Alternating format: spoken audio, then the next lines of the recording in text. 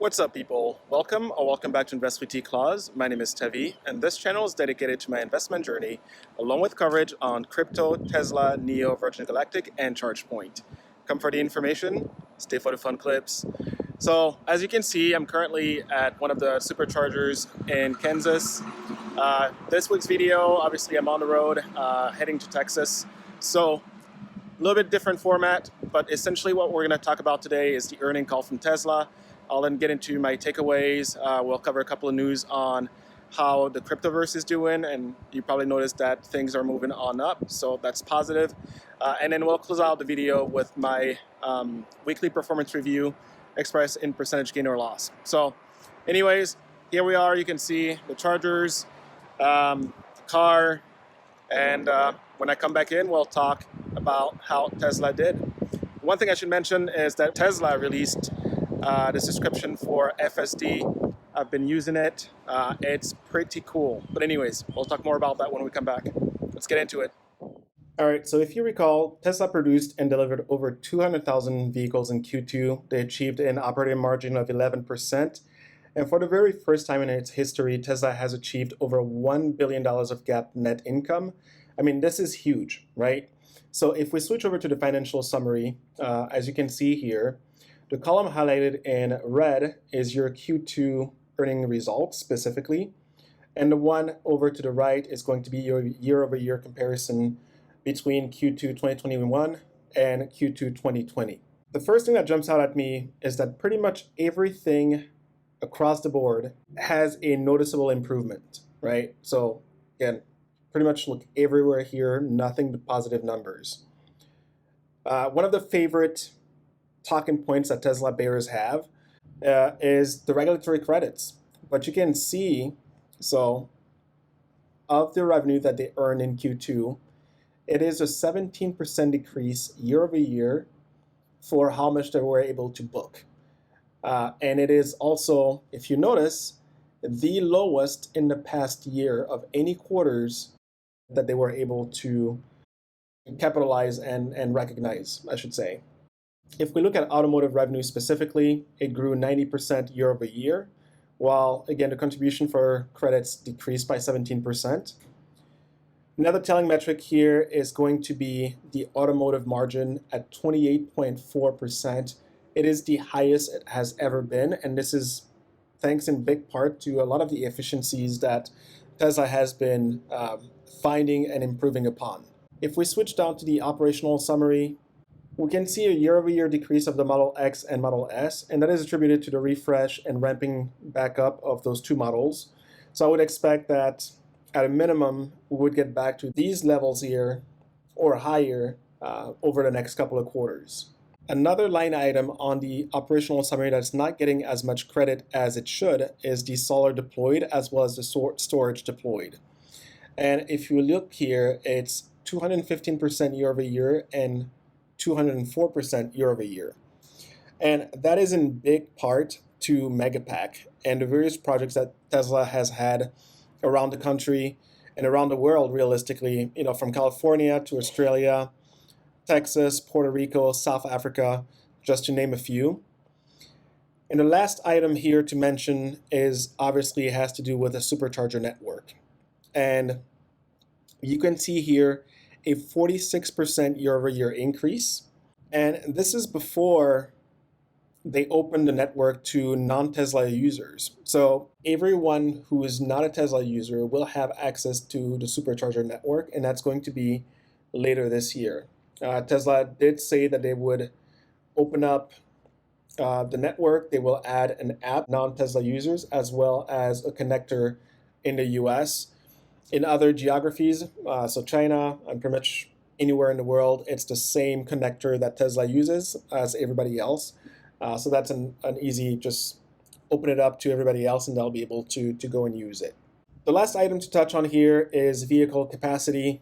And you can see that between the two factories available, so California and Shanghai, there's 1,050,000 vehicle capacity currently installed.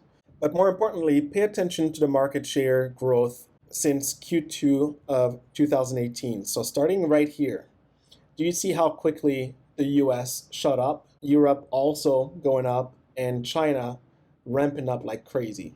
What's crazy about this is that we're just now beginning on that S-curve exponential growth. So we have 2 new factories confirmed, that's Berlin and Texas, and there's still 2 more candidate factories that we know of right now that haven't been formally announced, but that are rumored, and that's going to be in India and in the UK. And look at this TBD here.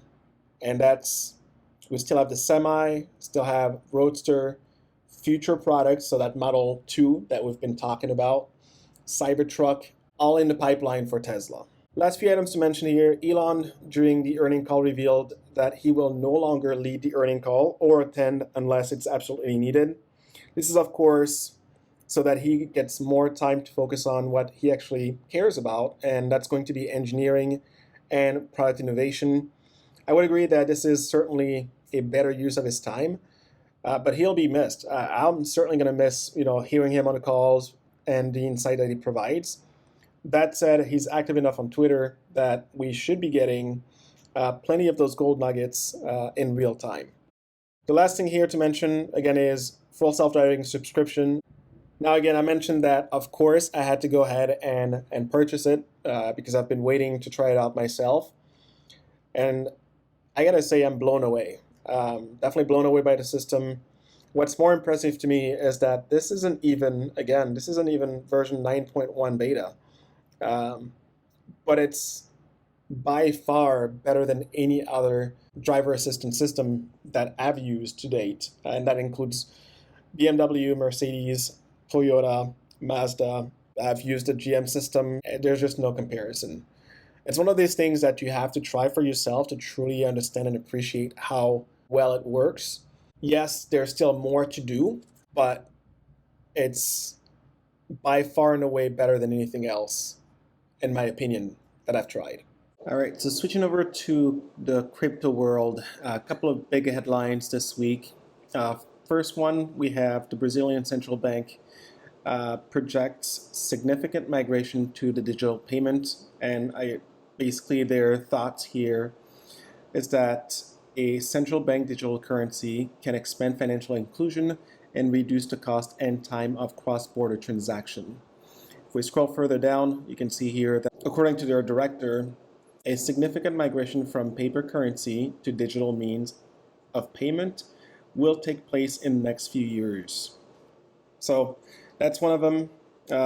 They go on to say that we understand that the use of a CBDC will occur in situations where it is able to bring greater efficiency and transparency to transactions, whether from the retail perspective or it's used by agents that make up the financial and payment industry. So pretty big endorsement here. The US obviously doesn't want to fall behind, so there's more interest in how blockchain technology should be pursued and utilized by the US government. And another big one here is starting Monday. Starting Monday, Germany will allow institutional funds to hold up to 20% in crypto. And so if we scroll down here, the law taking effect on Monday will let so-called special funds with fixed investment rules put as much as 20% of their holdings in Bitcoin and other cryptocurrencies. So obviously Ethereum is going to be a big one coming out of this. That's going to be a big beneficiary. But I can see ADA or Cardano benefit from this, as well as Polkadot, Solana, and a bunch of others. The last big item for next week to mention is obviously the Ethereum update EIP 1559, and that's going to take place here on the 4th of August. And again, the significance of this here is that it should cause a massive supply shock for Ethereum. Something to look forward to next week. And as I said, no matter what happens, it won't be boring when a large amount of Ethereum tokens just go poof. So we'll see what happens. Maybe one last item to mention here, just for perspective. Ethereum is projected to hit 14,000 potentially this year, according to this article here. And if that was to happen, one Ethereum would be, again, 14K. 10 Ethereum takes you to 140K, 36 $500,000, and 72 Ethereum will be worth $1 million. So hopefully you bought the dip when Ethereum dropped below $2,000. But if not, again, keep in mind that we're only around 2,500 right now. It's a significant amount, but if this is where we could be going, there's some significant upside here. Something to consider. Again, not a financial advisor, do your own research. All right, so weekly performance review. I was down by 6, almost 7% at the lowest point this week. Closed the week at just over 10%. I will say that, so we made it to Texas, by the way, so that's the city behind me here in Dallas. And I will say that trying to record on the road is quite challenging. I'm tired, it's been a long day. But if you enjoyed the content and found it insightful, please drop the video a like. Also, for my newcomers, remember to hit that subscribe button and ring the notification bell so that you don't miss out on any future content. I do plan to visit Giga Texas while I'm here in Texas, and I will probably include some of that footage in next week's video. So if you want to see that and some of the fun stuff I did or I'm doing while I'm here, subscribe, and I will see you here next week. Take care now. Bye.